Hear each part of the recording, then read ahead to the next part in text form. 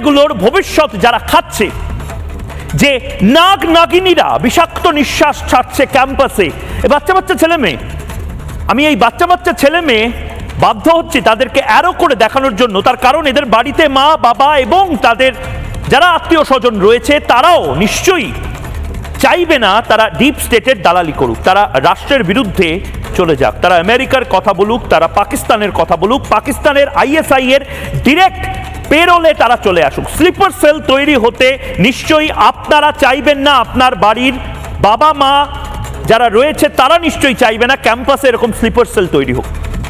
এবং আমি কেন এই কথাগুলো বলছি, আইসিসের কথা কেন বলছি, লস্করে তৈবার করার কথা কেন বলছি, আমি কেন বারবার বলছি যে স্লিপার সেল, তার কারণ এটা ঘোর বাস্তব। যাদবপুর বিশ্ববিদ্যালয় নিয়ে আমরা এত কথা বলছি, যাদবপুর বিশ্ববিদ্যালয় কি মাওবাদী যোগ ছিল না আগে? যাদবপুর বিশ্ববিদ্যালয়ের কি ভূমিকা ছিল? আমি কমরেডদের জিজ্ঞেস করব, সিপিআইএম এর কমরেডদের, যাদের পতনের অন্যতম মূল কারণ নন্দীগ্রাম, নেতাই সহ